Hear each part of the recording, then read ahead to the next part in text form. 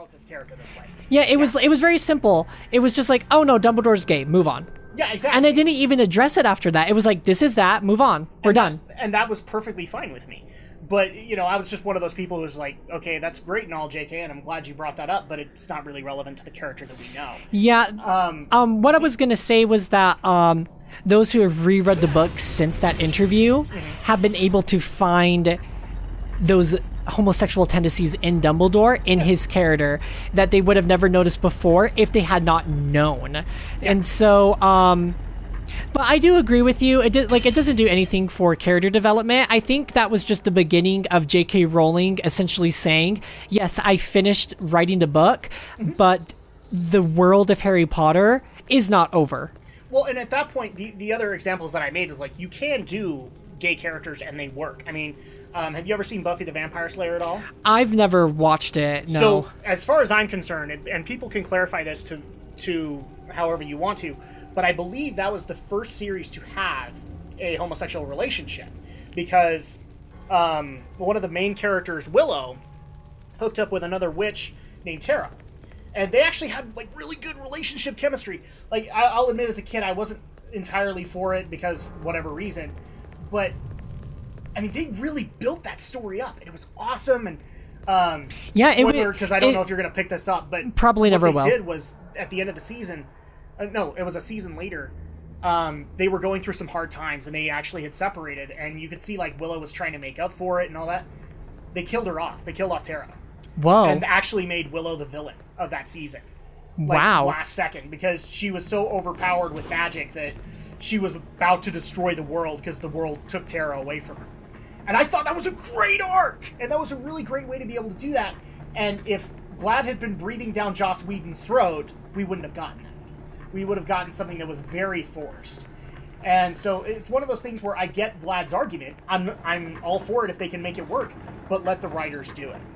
Yeah, that I really like where you're going with that. In fact, one of the things that you could do is, now that Glad has made their opinion clear, Disney opens up to the writers and said, do you guys have a character that you want to advertise or whatever?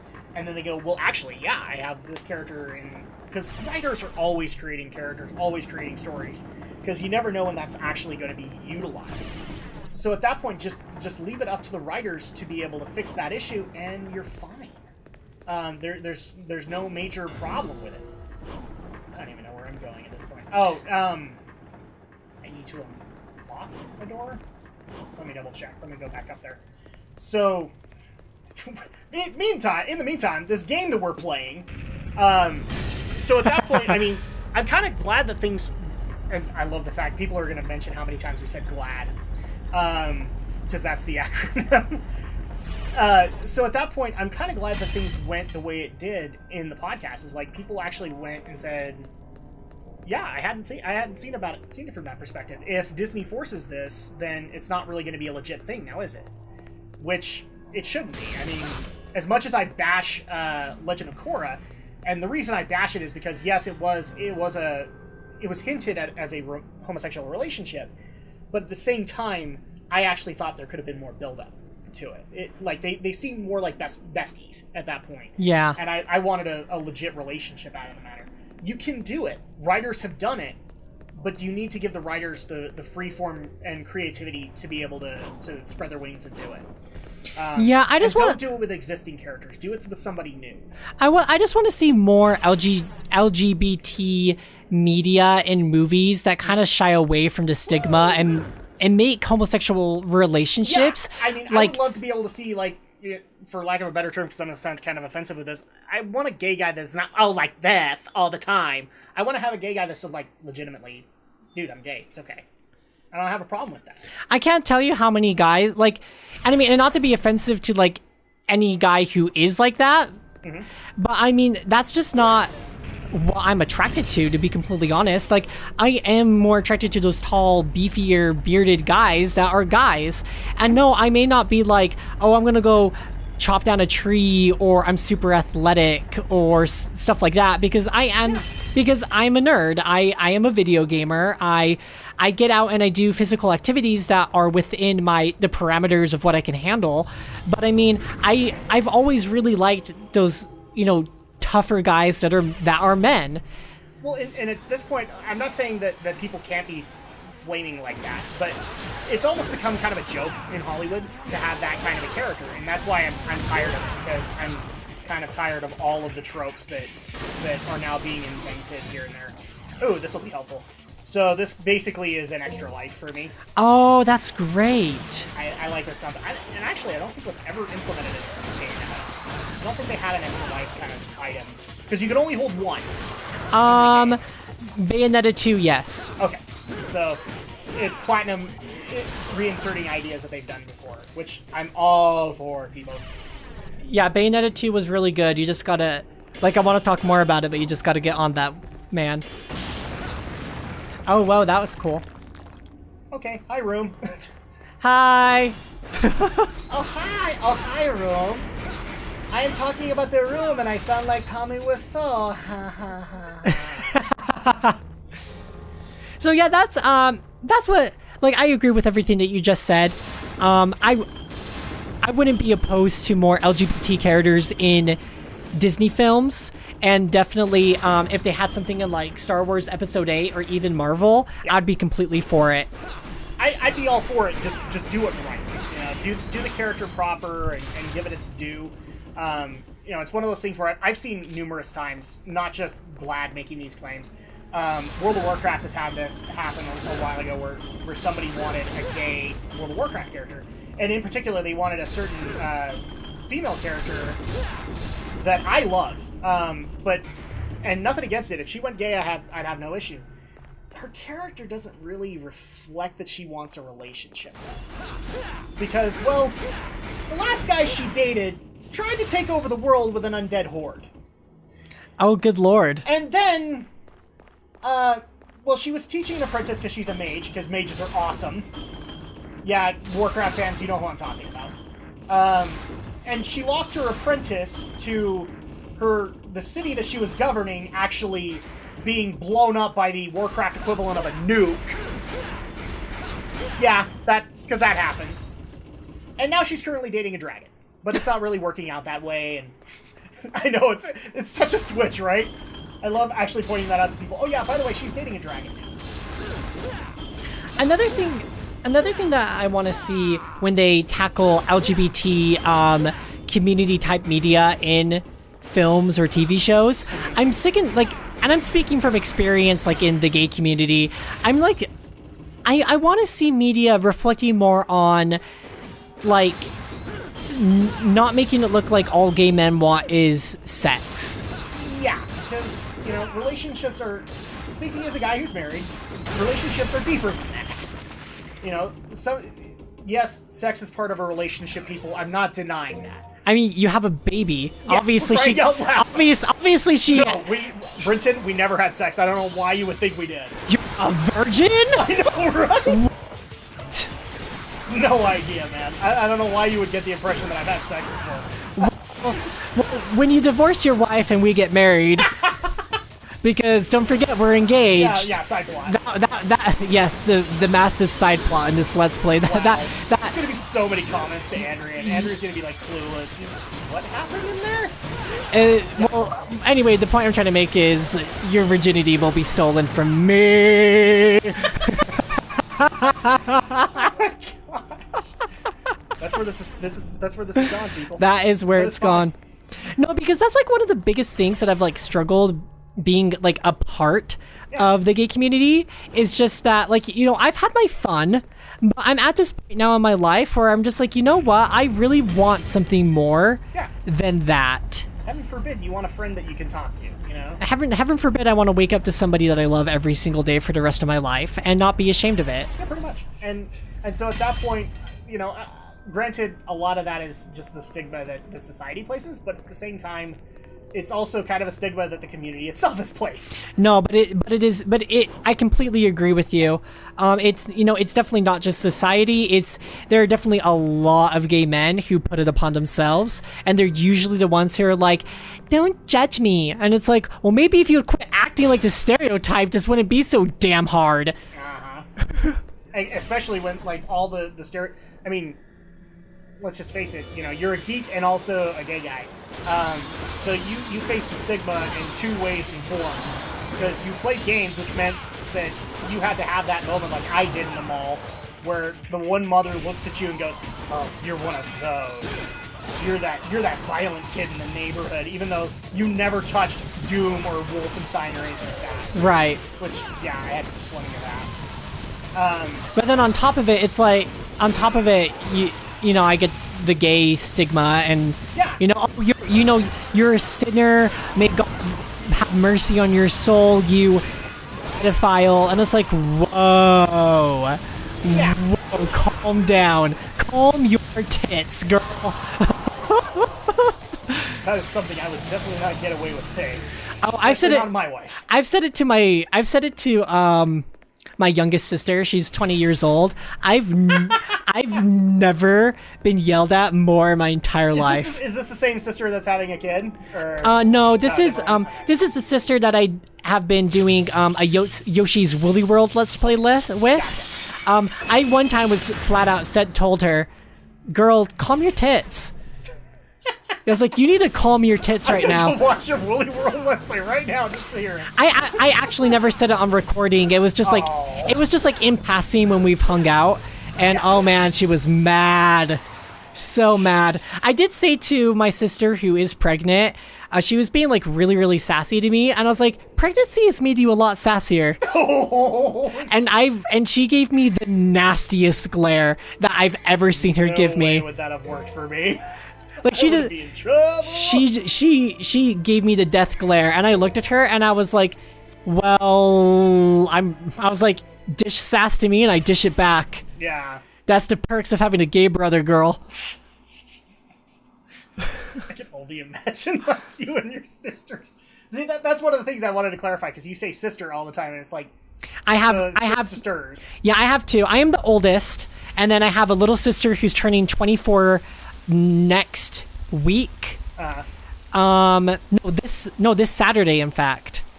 So on the 21st. Are they older sisters or younger? They're younger. I am the oldest. I'm 25, and then I'll have a 24-year-old, and then my youngest turns 21 in November. There's your issue right there. I have an older sister. I wouldn't get away with any of this crap. Never would have happened.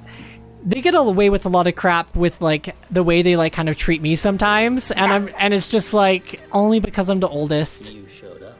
Yes, I did. Oh no, it's time for the showdown, people. I'm gonna like respond to everything he says. So just watch. This is my favorite part of playing a game. No drinks. And the only babe just left. But hey, we have My nachos. sincerest apology, brother. You're not apologetic. I was so eager to see you. No, you're not.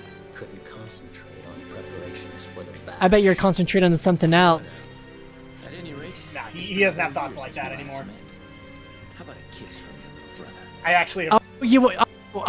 A kiss? Yeah. Kiss from this. Ooh, that's sexy. So, this is what they call a heartwarming family reunion, eh? No, not really, but it's okay. You got that right. Yeah, because you have to have the anime. Dink! So now we're gonna have our showdown with Virgil.